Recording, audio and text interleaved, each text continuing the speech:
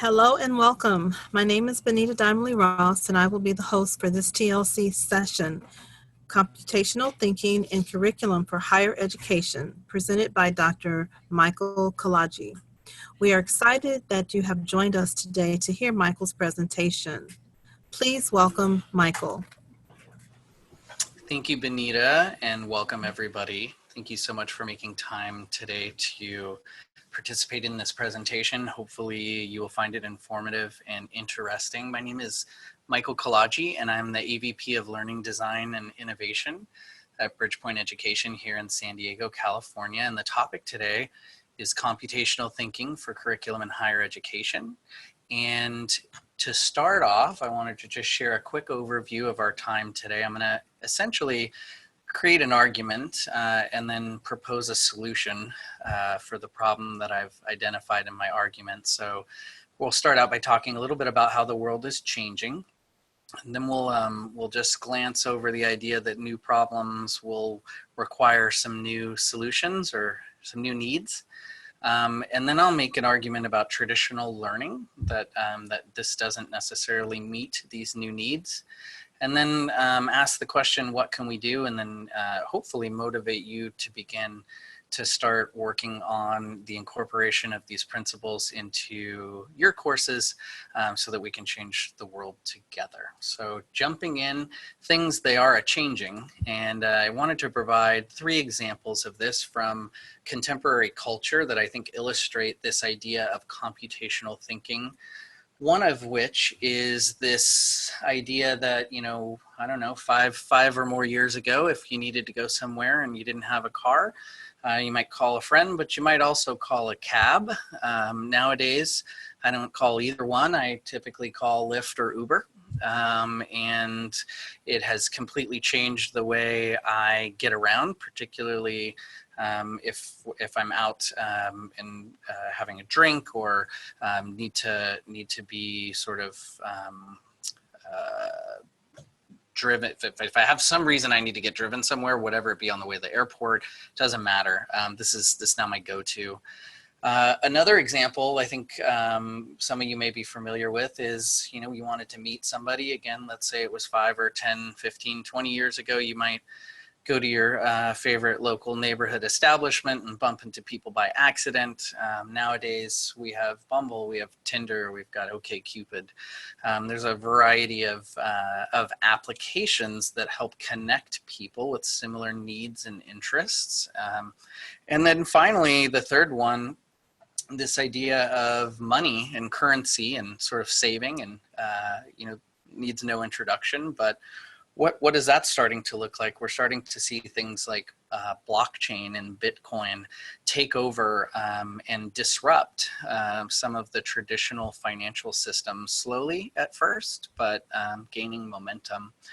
So these tools, right, these examples really illustrate some things that are sort of prevalent in modern evolution of our culture and our world, one of which is artificial intelligence. So a couple of articles from recent web search, Microsoft forming a grand army of experts to fight Google, Facebook, and Amazon with artificial intelligence. Stories on how artificial intelligence will change our lives, even robotics, even things like Alexa or Google Home. These technologies are becoming much more integrated into our lives, and as a result, we are going to have a different world that we live in. So an example, lots of going on this particular slide, but the point here is to show you a couple of ways in which an interconnected, artificially intelligent world might look in our lifetime. We might be able to manage air pollution. We might be able to control traffic more efficiently. We might be able to have smart parking systems that tell you where to go find your parking spots so that you don't have to spend time tooling around the parking lot. There are so many ways in which these technologies, which are now established and proven, are going to begin to evolve our world. and already have. There's a name for this interconnectedness, the Internet of Things, which was dubbed in 2009, and essentially talks or is the idea of interconnected web-enabled objects. Couple of predictions based on the Internet of Things. So putting a name to this phenomenon that we're sort of describing. So Accenture, right, says 2/3 of customers will buy technology for their homes by 2019. So that's a Google Home, that's an Alexa, that's that sort of a product, a smart thermostat. By 2020, more than 5 billion people will be connected, not to mention 50 billion things. Cisco says $14.4 trillion of value is up for grabs globally for the Internet of Things. And Gartner says revenue will increase, exceeding 300 billion by 2020. So if we believe these sort of organizations that are very, have been very accurate about predicting things to come in many cases, there are some pretty significant opportunities ahead as well as challenges. So looking at how we're preparing folks for those challenges, there's also some interesting things going on that I think provide context to this particular argument. A couple of articles that I found in a web search not too long ago about the value of a college education, and I think we're seeing more and more questioning of is going and getting a liberal arts degree, for instance, is that preparing folks for the world of the future?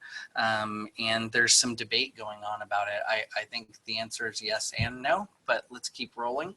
What do our students think? So interestingly, in a recent report, so this was for a couple years ago, 2015, there was a study that was performed by recent college graduates and their first employers, assessing their ability to be proficient in basic categories. And as we can see from the bars on the right-hand side of the screen, the light blue indicates the proficiency level that the students rated themselves at, and the dark blue indicates what the employers rated the students at. And you can see that in general, according to this study at least, we are producing students, graduates, workers that are less prepared than they think they are. And this just isn't Ashford University, this is college in general. So lots of things to consider. One more thing I'll throw in there as setting the scene is, we have had a decrease in enrollment, Bridgepoint, Ashford, Bridgepoint institutions, but there have been decreases in enrollment in colleges across sectors over the last several years, counter-cyclical to the economy, but also potentially some of that sort of attitude of, I don't know if it's worth it, creeping in. We'll see how that pans out. New problems, new needs. So what are these needs? In 2006, this woman, Jeanette Wing, a professor at Carnegie Mellon University at the time, and now with the Microsoft Corporation, published an article in Viewpoint, the journal of the ACM, that basically said she saw, and this was 11 years ago, this tide coming, this innovation of technology with our lives in ways that that just hadn't previously existed. And she made some pretty bold statements. She came up with this idea of computational thinking, so the idea of sort of thinking like a computer and with a computer.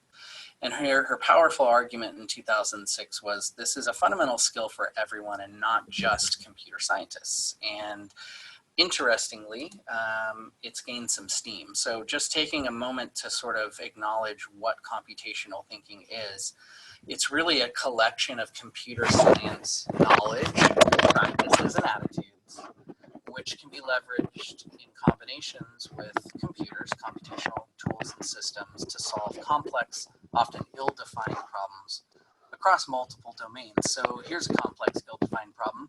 How do I find people that want to date me? Well, if I don't know how to use a computer, I probably maybe we'll roll over to my random, local establishment and try to bump into somebody at random.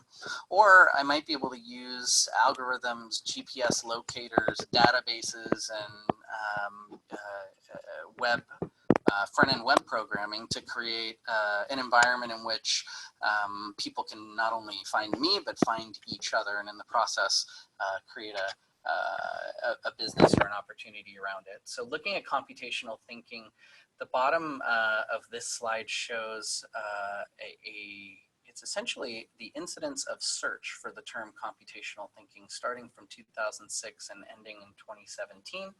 And you can see that there have been fluctuations, but the general increase has been high. Starting all the way back with Seymour Papert and Jeanette Wing's article in 2016, ISTE and the Computer Science Teachers Association got together in 2011, came up with an operational definition. In 2010 and 2011, the National Research Council convened a group of computer scientists and educators around the topic. In 2008 through 2016, the AP Computer Science program in the United States education system became computational thinking centric.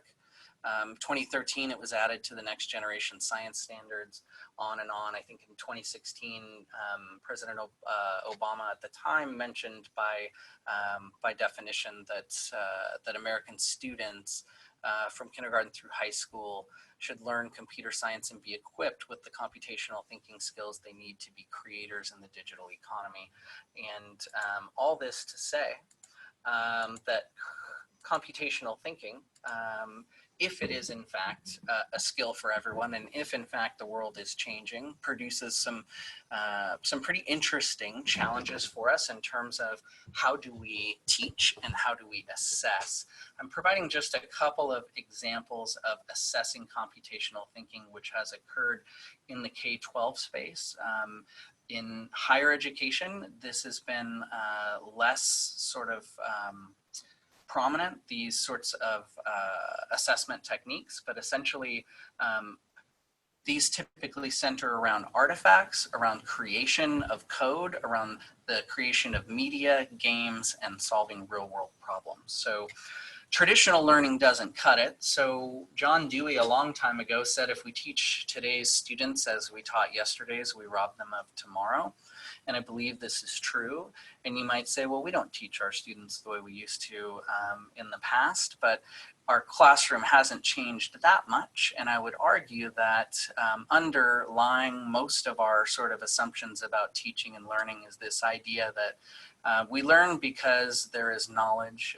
It's fixed and discoverable. It's in books, it's on the internet, it's in our instructors' minds, and that it's their job to pass that knowledge on from the expert to the novice. Got a neat little character there of the knowledge just dripping out into the eager student's head. I'm sure we wish it was that easy. And that expertise is noticeable and measurable. Now, what we're discovering with computational thinking is that there's a lot of discovery and knowledge creation to be done, that there are theories, but that your professor probably doesn't know the answer to what is this algorithm going to do to this particular systemic problem. And so learning is more viewed as a construction of knowledge in which the instructor is not necessarily the keeper and the expert that one sort of gains all information from, but as a partner in thinking and in problem solving. I'd like to just illustrate this idea with a case study of a pretty interesting country named Singapore. I had an opportunity to visit in 2015. At that time, they were preparing for their 50-year anniversary as a country. It is a young nation the size of a large city. And essentially in 1965, Malaysia, which Singapore was previously a part of, decided that they weren't interested in supporting and considering Singapore as a part of Malaysia, and that essentially they were on their own. It's an interesting place, Singapore, because of the ethnic sort of diversity that's in the population. There are folks of Indian descent, folks from that are Malay from Malaysia and Chinese, making 3/4. But English is actually the language that is spoken there, which is sort of interesting. And the thing that's even more interesting about Singapore is that Singapore is often in the top 3. Singapore, North Korea, South Korea, Japan, and Finland are typically in the top cluster of performance in terms of students' performance measured on the PISA exam. The PISA exam is an international exam given to students across developed nations. I think the students are 13 or 14 when they take this exam, but it's the same problems that every country gets. And interestingly, Singapore over the last several years has dominated this exam. Top of the list, you can see the mean score on problem solving on this slide: 562 over Korea, 561 over Japan, 552. United States isn't even on the list. England's at 517. So on paper, the Singaporeans have become one of the best, sort of most effective education systems in the country or in the world. And the problem with this is that Singaporeans are still not getting, finger quotes, the right job. So while I had an opportunity to visit Singapore in 2015 as a part of my doctoral studies at Pepperdine in my course on international education, I stumbled across this article about essentially the fact that Singaporeans were becoming the best middle managers that anybody could hope for, and yet still upper level executive management and leadership were being brought in from outside of their country. Sort of fascinating. If they won the school game, how come they didn't win the actual doing things in life game? What can we do about this problem? So I use Singapore as an example of a nation who has taken the traditional school paradigm and brought it to the max at no small cost. So as an aside, students take an exam in elementary school in Singapore that determines their life path. Students study enormous hours. There's stress, there's substance abuse, there's suicide. Parents take time off of work to help their students study. So at no small cost, Singapore has risen to the top of the academic ladder, and yet, again, not succeeding in terms of leadership, creation, and innovation. So what are they doing? Couple of examples here from that trip. This is actually a project for an elementary school class, middle school rather, where students created in a lab type environment video game controllers using the Arduino open source hardware system and programming. These students literally designed as a group, went through iterative process, choosing the project, coming up with various suggestions for a path, and then each student in a pair with another student got to make a functioning video game controller.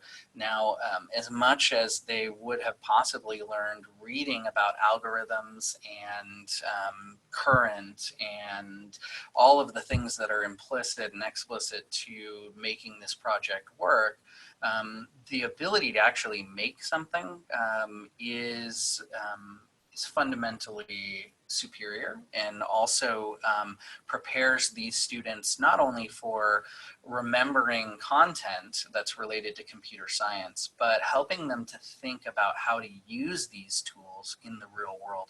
Application starts at the beginning, which means that when we're remembering, when we're learning, and when we're understanding, we've got a schema to build on. Arduino, as I mentioned earlier, is it's all over the internet. Arduino. It's an Italian, I think, originally company that for just dollars and some pennies, you can buy these component parts, chips, boards, and make all sorts of interesting creations. Some other things that they're doing in Singapore that's not related to programming hardware really is Scratch, an MIT program where students learn how to build interactive video games and media that they can then share with other students, swap code together, solve problems in communities. It's a pretty exciting model of what computer science looks like in the adult world, but with sort of bumpers on the rails to prevent students from becoming too lost or really getting too frustrated. So they're able to learn in a context that matters to them and in a way that builds their understanding. How can we change what we do? It's tough. So I wanted to just briefly mention the study that was based, or that this talk is based off of, which was my dissertation research at Pepperdine.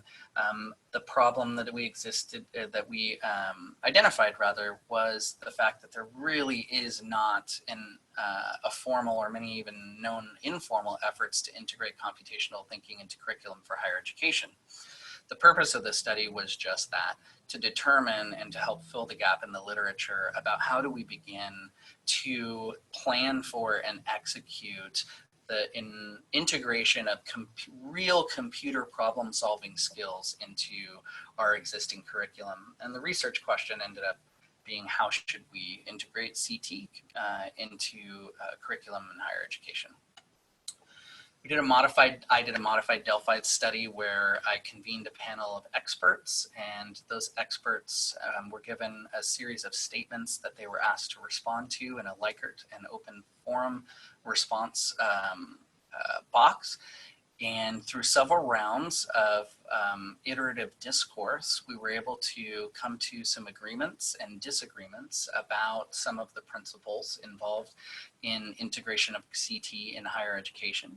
The 4 types of individuals that I identified for this study that comprised my Delphi panel were researchers in computational thinking, so folks who had a publication in the subject already, experts that apply computational thinking practices, knowledge, and attitudes, so people that are actually doing computational thinking in the real world, type 3 professors of computer science, and type 4 experts in the area of curriculum development in higher education. So these folks, again, our research question, here are the things that we came up with. 1, the panel concluded to the minimum level of acceptable agreement that computational thinking is a critical skill for the 21st century that will not be adequately covered in K-12 education, and is something that should be covered in higher education. So the first thing they sort of came to the consensus on is that this is a higher education problem, though we have not yet really tackled it. The second is that computational thinking is actually best integrated into specific curriculum domains and not offered as a standalone general education course. So compellingly, the participants argued that for a number of reasons, that having a general education course, similar to how we do with critical thinking, how we do with writing, and how we do with some of the other subjects, leaves a little bit to be desired in terms of the depth and complexity that students are able to reach as they go through to their individual courses of study from general education. The third thing that was agreed upon is that faculty in computer science, though not solely responsible for computational thinking, should play a role in collaborating with faculty at in other disciplines at their institution to offer meaningful experience to students over the course of their degree. And so I'm not sure if anyone is aware in our associate faculty pool, but we do have some computer science programs that are on the horizon, some computer science faculty here at Ashford University that are available and possibly interested in collaborating on helping to include computational thinking and subjects across different domains. Finally, the group agreed that the investment on faculty professional development would be necessary, particularly if we were going to take an approach with computational thinking similar to writing across the curriculum, another curriculum initiative, which again took the opposite approach of just general education writing instruction and focuses really on the integration of good writing throughout the degree program. There were a few things that were unresolved, and these I'll go through quickly. One is that non-CS faculty, whether or not they are capable, whether non-computer science faculty are capable of teaching computational thinking is an area of debate. Whether computational thinking is best outside of computer science completely, that's another part of the debate.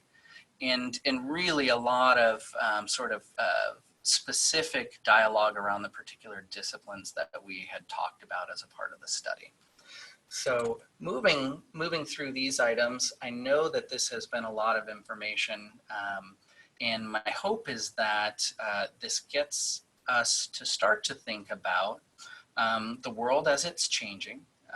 Not only that, but the types of jobs and tasks and activities that someone will need to be able to master as they are entering this new world. And then finally, and most importantly for us as educators and designers of curriculum and teachers of people, how do we get out of the paradigm of explaining everything we already know to our students, and how do we help them to actually begin to engage in real world problems?